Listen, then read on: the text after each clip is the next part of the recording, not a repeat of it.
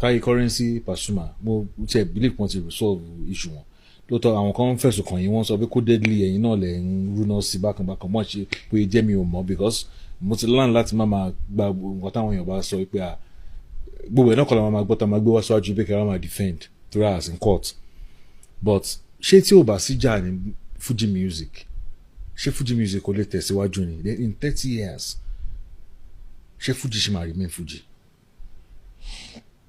Number one kì í ṣe wà ní láti máa kọ́ èèyàn kan sí èèyàn kan kì í ṣe wà mí. bàtà ń sọ̀rọ̀ lẹ́ǹkan mo ti sọ̀rọ̀ Pasuma kọjá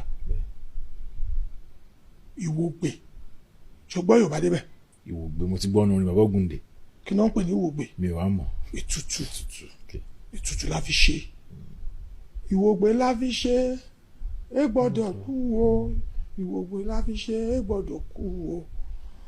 ìyá tó bí Pasuma ni mo sọ ní tó pẹ̀mí àti ìyá ẹ̀ pọ̀ ni mo sọ yẹn abiyamọ tòótọ́ ni ìyá Pasuma tó ti ní àjọ pẹ̀lú mi gẹ́gẹ́ bí ìyá dáadáa sí mi mi ò tún gbọ́dọ̀ dálẹ̀ ọmọ ẹ̀ yálà ó wà ń bẹ̀ o àbí kò sí ń bẹ̀ o pé yíyan sọ pé kọ́mọ ẹ̀ má ṣe nǹkan mi èmi ni mo kàn mọ́ àmọ́ yìí pé ìyá tó bí àwa méjèèjì ó ti ṣe dáadáa ibo mo ti fẹ́ kọ́ Táyé sí Pasuma.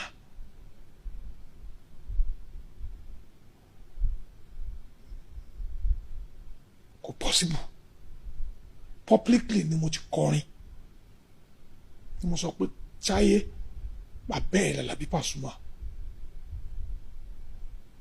àti Ṣẹ̀fíù Àlàó dẹni kó lọ tọrọ àforíjì lọ́wọ́ àwọn méjèèjì. I said it publicly at a public function. ṣé mi tí mo sọ yẹn ni màá tún pe Táyé sẹ́yìn ni màá sọ nǹkan míì fún ìka ni mo ṣe yẹn. bí èmi bá tiẹ̀ sọ ó yẹ kóun lè ju kòkòrò báyìí pé nǹkan tí màá yẹ sọ yìí ilé yóò dà báwo ló ṣe máa sọ nǹkan fún un lópin tó máa sọ nǹkan mí nǹkan rọ. ká tó bèlè níjọ́ táwọn méjèèjì wá bí báyìí mo ránṣẹ́ pé Pasuma lọ́tọ̀ ọ̀rọ̀ tó yẹ kí bàbá bọ́mọ sọ mo pa sọ. kò dẹ̀ ní ṣòwò nìkan mo bá sọ̀rọ̀ Súlẹ̀ àbúrò ẹ̀ wà níbí àtàwọn aides ẹ̀ mo sọ fún gbogbo wọn pé don't do it. Was a kind of a mistake tí àwọn lieutenant Alhaji Barrister tó encourage Alhaji Barrister to do nígbà yẹn. báwo ló ṣe máa pèèyàn lọ́mọ ẹ̀ tó máa exchange words pẹ̀lú ẹ̀. ìdí bàbá láti bókó kó tó dé di ọmọ ẹ̀ tó yẹ kó fi ṣe nìyẹn. ó dẹ̀ kó dé bá mi jiyàn ó dẹ̀ accept ó dẹ̀ lóun á ṣàtúnṣe ẹ̀ and I believe him. Táyé náà wá inú kitchen yẹn bá mi inú lounge lèmi àti Pasuma àti sọ ti wá pẹ̀lú àwọn yòókù. He left for Ibadan. Táyé came. He met me in the kitchen and I told him mi ò ní purọ́ tó ẹ̀ o padà lọ kò lọ bá Pasuma kò lọ ṣe kíni kò lọ tì lẹ́sẹ̀ mu kò lọ bẹ̀. ìfún owó tó bá pò mú kọrin ó ná mi lówó irú owó tó ná mi yìí náà lọ bá Pasuma kò lọ náà níwẹ̀ kò lọ gbàlùbáríkà mi ì rí ní kọ̀rọ̀ after that. He told me at that time that he wants to have a party or something. He wanted me to come. I told him he should cancel the party. That I won't be able to attend it. Tí o bá ti lọ ṣe àtúnṣe yẹn. He gave me a reason why the party must go on. Wọ́n ti ṣe gbá, wọ́n ti ṣàmúlẹ̀. Then you have to excuse me. I won't come. If tó bá ti ń lọ ṣe nǹkan yẹn. I refuse to talk about them because àwọn ẹ̀kọ́ kan ti máa ń fún gbogbo wọn. Mo ti sọ́rí ní gathering kan nínú gbogbo ní Fuji èmi nìkan ni mo máa ń pe ìpè mo dẹ̀ lè cite example gbogbo bí tí mo pe ìpè sí at different occasion. Mo ti pèpè sí the Rovers rí, mo ti pèpè sí different hotel in Ìbàdàn, mo ti pèpè sí Èkó, mo ti pèpè sí Òṣòdì Marblefield Hotel, everywhere tí máa ń pèpè síbẹ̀ tí máa ń bá wọn ní Fuji sọ̀rọ̀. Mo ti pèpè sínú ọgbà mi tí máa ń sọ fún wọn pé orin la ní láti ṣe Fuji o. Tí a bá rò pé lágbájá ló lè bú yàn kan jù tàbí ló lè bú yàn kan jù, ìkàlà ń ṣe fún Fuji. Look at the question you asked. You said how many years back what could be the fate of Fuji? Fúnra ara àwọn tí wọ́n mọra wọn ní oníwàhálà ní Fuji tí wọ́n fi ń ṣe àtẹ̀gùn, àwọn ni wọ́n tètè rẹ́ni sọ fún wọn pé ìkà wọ́n ń ṣe fún Fuji. Àti any programmer tó bá ń take side upon one for one, ìkà náà ń ṣe fún Fuji.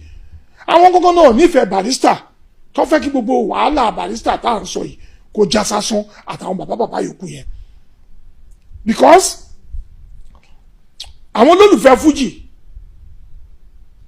I also stand to be corrected. By now, whatever percentage of followership tí Fuji bá enjoy ń sìn kò ju 20% of àwọn tó jẹ́ real olólùfẹ́ Fuji lọ. Àwọn 80% wọ́n ti fizzle off. Because èyàn ò lè sanwó eré fún mi kí n wá ṣòde fún un. Àbẹ́yàn kan sanwó pé òun fẹ́ ṣe concert kí n lọ́bẹ̀ lọ ṣe pé èébú ẹnìkejì ni màmá bú. Ṣé èébú ni àwọn ogunlọ́gọ̀ fans tó ra tíkẹ́ẹ̀tì wá? Ṣé èébú náà wá gbọ́? Àwọn kan pè àwọn ní music lovers. They came there to listen to good music. Tó máa mú lọ́lé. Ìmí wá gbọ́ ọ̀rọ̀ gidi. Nígbà táwọn wà kékeré, gbogbo ń tá máa kọ lórin, wọ́n máa ń kà fún wa ni, wọ́n fi train àwa débẹ̀ ni. A gbọ́dọ̀ kọ nǹkan tó ń pè ní social music. Social music yẹn ni orin, nǹkan tó bá ń ṣẹlẹ̀ sí ìlú, ìjọba, a gbọ́dọ̀ kọ mọ́rin, a gbọ́dọ̀ ṣe entertainment, a gbọ́dọ̀ ṣe religion, a gbọ́dọ̀ báwọn èèyàn sọ̀rọ̀, general song, a máa kọ. Àwọn tí sì yóò ń ṣe bẹ́ẹ̀ torí nǹkan tó fi mark àwa nìyẹn, nǹkan tó fi train wa nìyẹn. So kò possible ń sìn kémi lọ ra ticket pé wọ́n fẹ́ ṣe musical concert kó wá jẹ́ pé onínìkan máa bẹ̀ wọ́n máa bú ẹnìkejì ń bẹ̀ ni mo wá fowó mi rà. Gbogbo tó ń ṣe yẹn àtàwọn tí wọ́n promote ẹ̀ gbọ́dọ̀ mọ̀ pé ìkà làwọn ń ṣe fún Fuji. Wọ́n pa Fuji díẹ̀díẹ̀, wọ́n deny Fuji ní orí ọ̀fẹ́ tó máa fi gbẹ̀rẹ̀gẹ̀dígẹ̀ sí ní ti dáadáa. Record promoter mélòó ló fẹ́ kówó sórí record these days? Ṣé ìbú làwọn èèyàn fẹ́ rà ni? Ẹ lulu gidi, ẹ kọrin gidi fáwọn èèyàn. N tó lè gbé èèyàn gùnkè nìyẹn.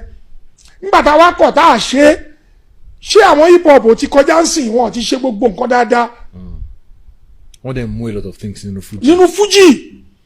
Now the truth is, hardly lóní Fuji kan máa fi kọrin tó máa rí $1 million. One hip hop artist will do one show, will say $150,000, $200,000, $1 million. Record one time, ẹ lọ wo ní Spotify, ẹ rí mbẹ, kì í ṣe nǹkan tó bò. So, tàbá ń pè àwọn ní Fuji pé ká pè ńlá kéésì, ẹ má bára yín jà kí tábàjá ṣọ̀rẹ́ tàbẹ̀dù, kí làkà ṣe gbé ṣọ̀rẹ́, kí n tà ń jẹ kó má bàa tán ni. Ìjà yẹn ó máa jẹ́ kó tètè bàjẹ́. Kì í ṣe kó máa jẹ́ kó tètè bàjẹ́, ó ti bàjẹ́ already. Look at this. I also stand to be corrected in my assertion. Go and look at the age that patronize music. It's between 16 to 27. Àfi tó bá leap wọ 32. 16 to 27 ni young age. Àwọn ni music lovers of today. Ní olden days táwọn èèyàn fi social party tó ń dwell on social party. Nígbà yẹn ni followership social party fún music ló pọ̀. Nísìnyí àwọn youngsters àwọn náà ń gbọ́ music between age 16 and 27. Wọ́n dẹ̀ mọ̀ what's up. Látòrí foreign music tó ń gbọ́. Ihun tó fara pẹ́ foreign music tó ń gbọ́ ni àwọn hip hop tí wọ́n jáde ń sìn Fuji tẹ́yìn fẹ́ sọ di jápajàgbá yẹn èyí tó gbọ́n náà oní hip hop ti ṣe kí ni wọ́n ti grab one or two things tó máa grab níbẹ̀ wọ́n dẹ̀ ń ṣiṣẹ́ lórí ẹ̀ wọ́n dẹ̀ ń make owó wọn lọ. Hip hop don't have nobody to respond to. Hip hop don't have reasons to drag issue of èmi mo senior ìwọ ló junior ọdún kan ni mo ti ń kọrin ọdún kan ni mi ò ti kọrin kìnìún kan hip hop ò ní gbogbo yẹn wọ́n ń jayé wọn lọ. So táwọn bá tètè rò ó ìwọ̀nba oòrùn tó kù ó tó aṣọ láti gbẹ ìyẹn tó bá tètè rò ó tó bá rò báyìí oòrùn tó kù ó tó aṣọ láti gbẹ. Now tábà wò ń sìn àìmẹ̀mìlẹ́mì àìfàgbàfẹ́ nìkan àìbára ẹni ṣe òun ló kó ìyà tó pọ̀ jẹ Fuji débi pé àwọn new entrants wọ́n máa wá gan-an wọn ò ní choice than kan wábì kan tó máa sọkọ́ mọ́ láti máa búra wọn náà orí yẹn wọ́n ń ṣe orí èébú. Nígbà tí mo kọ́ ẹ̀kọ́ tó pọ̀ láàrin ọ̀rọ̀ Alhaji Barrister àti Alhaji Kollington wọ́n yà tètè champion cause my brand of music and I face it squarely. Mo lè ṣe àwọn fantastic album àwọn album mi lè gbàgbé oríṣiríṣi. I go into instrumentation, I bring a lot of innovations into my Fuji.